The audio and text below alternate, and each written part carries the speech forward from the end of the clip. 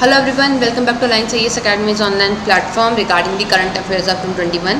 So अपने current affair की series को आगे बढ़ाते हुए चलिए शुरू करते हैं डे 89 का session. I wish you all a very good luck. First question है आपका, which among of the following is correct about police commissionerate system. Correct बताना है आपको. This system essentially splits a district in two parts from the point of view of policing. The part of the city that forms the large urbanized settlement becomes a geographical area where the police responsibility or district superintendent of police get transferred to the commissioner of the police. And the third is, along with this, the powers of the district magistrate and the sub-divisional magistrate and the executive magistrate in the area of law and crime also get transferred to the police commissioner. So आपने सुना होगा commissionerate system होता है. Okay so ये किस perspective से था. पहले स्टेटमेंट ये कहता है कि ये जो डिस्ट्रिक्ट में आपका जो पुलिसिंग के पॉइंट ऑफ व्यू से स्प्लिट कर देता है पावर्स को. दूसरा ये ज़्यादातर आपके वहाँ पे बनते हैं जो लार्ज अर्बनाइज सेटलमेंट्स होते हैं आपके एरिया के. ठीक, सो वहाँ पे जो रिस्पॉन्सिबिलिटी होती है वो डीएसपी को मिल जाती है. सॉरी, जो डीएसपी की रिस्पॉन्सिबिलिटी होती है वहाँ पे आपको जो पुलिस कमिश्नर होता है उसकी रिस्पॉन्सिबिलिटी में ट्रांसफर देखने को मिलता है. तीसरा ये कहता है, along with this power of district magistrate SDM या फिर एग्जीक्यूटिव मजिस्ट्रेट की पावर भी आपकी कमिश्नर को मिल जाती है. सो आपके ऑप्शंस हैं A only, B and C only, all of the above, none of the above. आपको यहाँ पे करेक्ट स्टेटमेंट बताना है पुलिस कमिश्नरेट सिस्टम के बारे में. आपने सुना होगा ये डुअल उसमें और इसके कंपैरिजन में आता है. आपका आंसर होगा इसका ऑल, सारे स्टेटमेंट सही हैं. ये सुना होगा आपने द हिंदू में, डाकिस Asthana appointed Delhi police commissioner. So ये इंपॉर्टेंट नहीं है कि कौन अपॉइंट हुआ, क्योंकि आपका स्टेट ये यूनियन टेरिटरी के पर्सपेक्टिव से है. दिल्ली में अगर कहीं और होता है, हर जगह आपको ये कमिश्नरेट सिस्टम देखने को नहीं मिलता है, कहीं है कहीं नहीं है. ठीक, सो आपको इंपॉर्टेंट हो जाता है कमिश्नरेट सिस्टम. सो ये तो हमने उसमें ऑलरेडी डिस्कस कर लिया है कि ये सिस्टम आपका स्प्लिट करेगा डिस्ट्रिक्ट को टू पार्ट्स में. ठीक, अभी हमें देखने को मिलता है कि जो डिस्ट्रिक्ट मजिस्ट्रेट होता है वो भी आपका वहाँ पे पावर है, और फिर वहाँ पे पुलिस का भी एक हेड होगा जो भी आपका पावर का सोर्स होगा. ठीक, सो यहाँ पे for the rest the district, however the both district magistrate and his subordinate magistrate retain their police power. तो इसको इतना ज़्यादा डिस्कस इसलिए नहीं कर रही हूँ मैं, क्योंकि बहुत बड़ा टॉपिक है. कभी इस पर अगर सेपरेट अलग से करंट अफेयर में तो वैसे आपने ऑलरेडी डिस्कस कर लिया होगा, इसलिए हमने इसमें जो सिर्फ रखे हैं वो सिर्फ हाईलाइटेड जो पॉइंट्स हैं वो हमने यहाँ पे डिस्कस किए हैं, और बेसिक पॉइंट्स डिस्कस किए हैं. कभी इसको डिटेल में डिस्कस करेंगे. Which among of the following is not sharing it's borders with Mizoram. कौन मिजोरम के साथ बॉर्डर शेयर नहीं करता है, आपको बताना है. असम, मणिपुर, त्रिपुरा, मेघालय.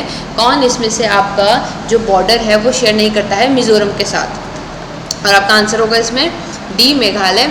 ये सुना होगा आपने, आजकल क्लैश भी चल रहा है असम और मिजोरम की जो आपकी बॉर्डर्स हैं उसको लेके यहाँ पे क्लैश चल रहा है. तो इसलिए फिर इनकी ज्योग्राफी इंपॉर्टेंट हो जाती है कि कौन सा स्टेट शेयर करता है कौन सा नहीं करता है.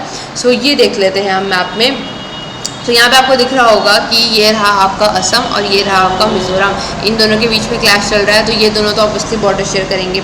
मेघालय आपका मिजोरम के साथ बॉर्डर शेयर नहीं करता है, अरुणाचल प्रदेश नहीं करता है, नागालैंड नहीं करता है. तो कौन कौन करता है? त्रिपुरा करता है, मणिपुर करता है और असम करता है. ठीक, ये आपको यहाँ पे बॉर्डर शेयर करते हुए दिखते हैं. असम यहाँ पे आपको एक ऐसा स्टेट दिख रहा है जो अरुणाचल प्रदेश के साथ भी कर रहा है, नागालैंड के साथ भी कर रहा है, मणिपुर, मिजोरम, त्रिपुरा, मेघालय. तो ये ऑलमोस्ट सबके साथ बॉर्डर शेयर कर रहा है. Which among of the following is correct बताना है. Reservation is a form of positive discrimination created to promote equality among the marginalised section so as to protect them from the social and historical injustice. Generally, it means giving preferential treatment to the marginalized section of the society in employment and access to the education. और आपके options हैं A only, B only, both है none. पहला statement ये कह रहा है कि रिजर्वेशन एक तरीके का पॉजिटिव डिस्क्रिमिनेशन है जो कि इसलिए किया जाता है ताकि जो इक्वालिटी को प्रमोट किया जा सके. कहाँ पे? जो marginalise section of the society है उनमें. क्यों मार्जिनलाइज सेक्शन हम कह रहे हैं? क्योंकि वो सोशली और हिस्टोरिकली उनके साथ इनजस्टिस हुआ है, इसलिए यहाँ पे अब उन्हें क्या कर रहे हैं, आगे अपलिफ्ट करने के लिए हम इस तरीके का पॉजिटिव डिस्क्रिमिनेशन कर रहे हैं. दूसरा स्टेटमेंट ये कहता है कि generally it means giving preferential treatment to marginalise treatment. Reservation के थ्रू आप क्या कर रहे हैं? प्रेफरेंशियल ट्रीटमेंट दे रहे हैं. आंसर होगा आपका बोथ, दोनों स्टेटमेंट सही हैं. ये सुना होगा आपने, settle OBC quota issue in the medical seat soon.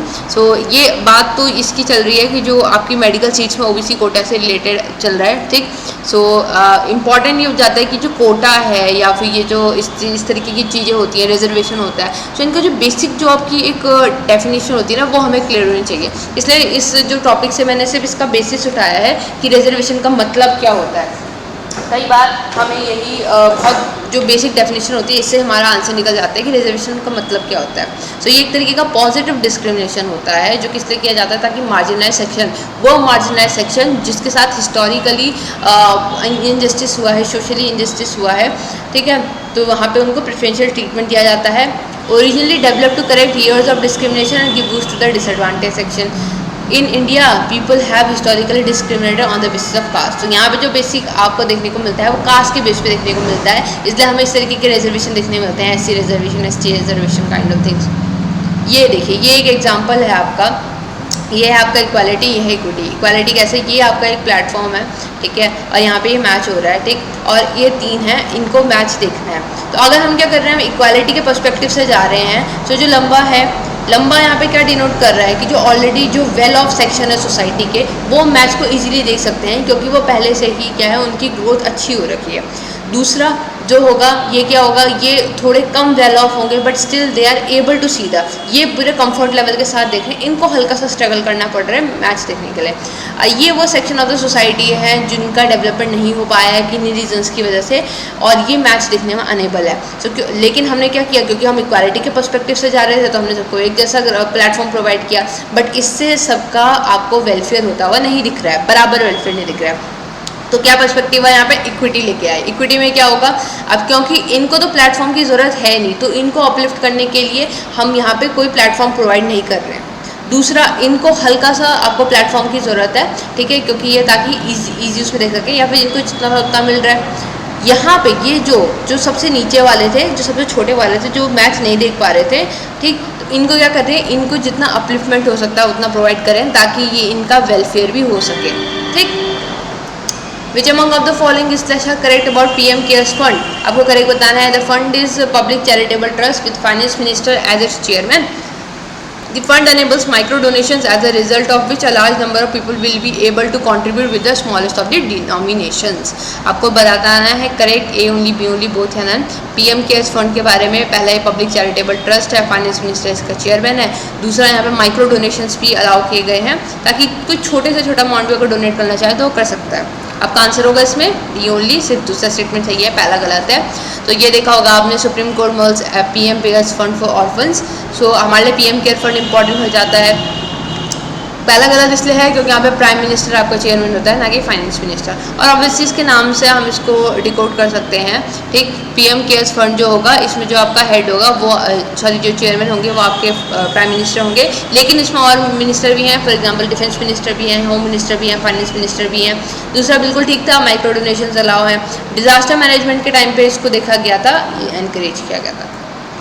Ministry of Corporate Affairs ने has clarified that the contribution made by the companies in the PM Care Fund will count towards mandatory corporate social responsibility expenditure।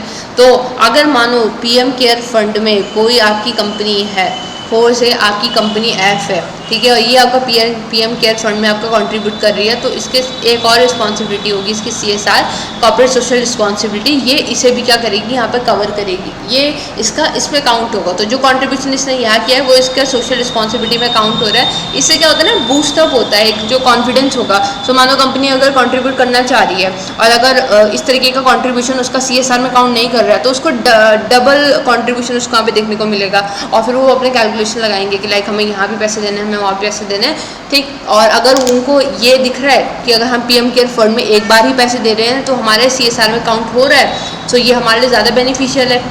तो यहाँ पे क्या हो रहा है, ये एक तरीके से ये पैसा पब्लिक के पास ही जा रहा है।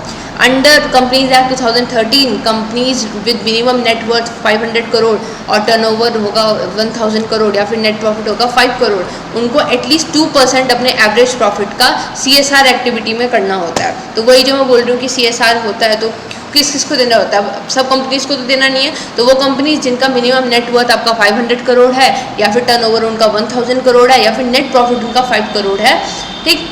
ये पिछले 3 सालों में, ऐसे नहीं कि 10 साल पहले हमारा इतना वर्थ हुआ करता था, ठीक है, तो तब भी उनको CSR देना है और अभी वो बिल्कुल ही आपका डाउनफॉल में चल रहे, नहीं, प्रीवियस ईयर काउंट करे जाएंगे ताकि उनकी जो प्रेजेंट कंडीशन है उस पर ध्यान दिया जाए, उसके अकॉर्डिंग उनसे CSR लिया जाए। सो एटलीस्ट 2% उनको हर साल CSR एक्टिविटी में देना पड़ेगा। इसमें होगा क्या, इसमें कुछ नहीं होता है। ये क्या करते हैं अपनी तरफ से जो एक सोसाइटी की तरफ जो उनकी रिस्पॉन्सिबिलिटी है, कंपनी जो है वो सोसाइटी की तरफ अपनी रिस्पॉन्सिबिलिटी को यहाँ पे फुलफिल करेगी। एग्जिस्टिंग सिमिलर फंड, इस पीएम केयर फंड की तरह ही आपका एक और फंड है जिसे हम कहते हैं prime minister national relief fund.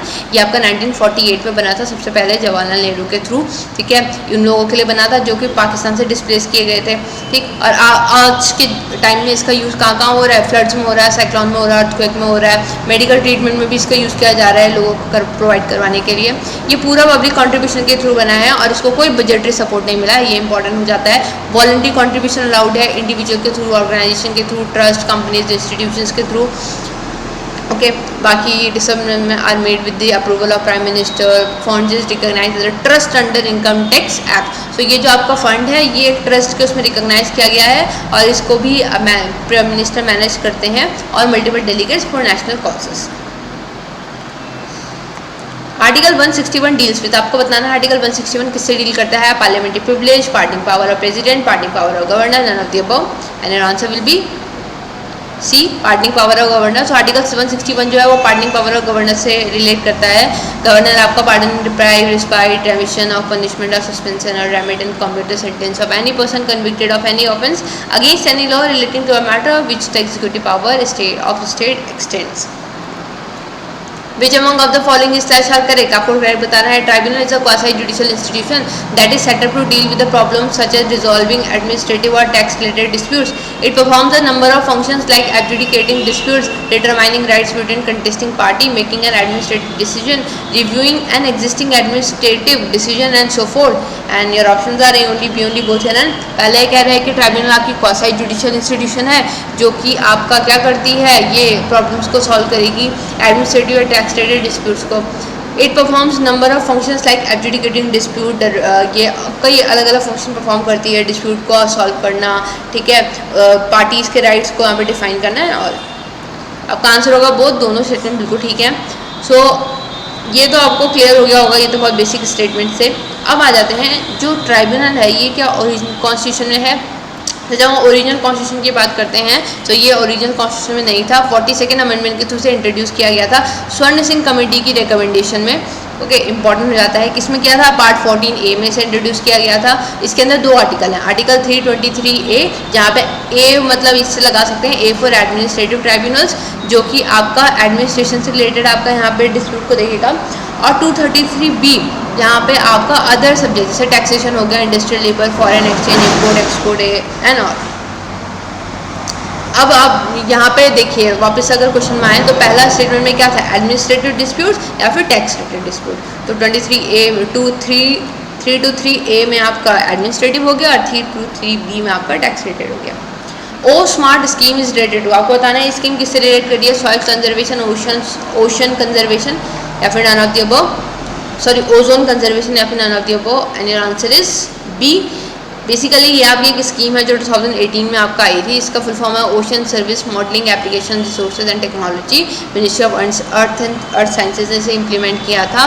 Ocean में रिसर्च और अर्ली वार्निंग वेदर सिस्टम यहाँ पे इंट्रोड्यूस करने के लिए लाया गया था इसे। बाकी ये आपका ब्लू इकोनॉमी के पर्सपेक्टिव से भी काफ़ी इंपॉर्टेंट हो जाते हैं, इसलिए ये Minervarya pentali is newly discovered species. अब आपको पता है किस चीज़ की स्पीशीज़ है, स्नेक, बटरफ्लाई, पी, none of the above. Answer होगा इसका D, none of the above, क्योंकि ये आपकी क्या है, ये एक फ्रॉग की स्पीशीज़ है, ठीक। सो आपका जो मिनरवा पेंटाली है ये आपका एंडेमिक है, जो कहाँ मिला है आपको, सदर्न वेस्टर्न घाट में, ठीक है। And it is a species smallest known minervine frogs. तो फ्रॉग की स्पीशीज़ है जो कि फैमिली से बिलोंग करती है, ये प्रोफेसर के नाम पर रखा गया है।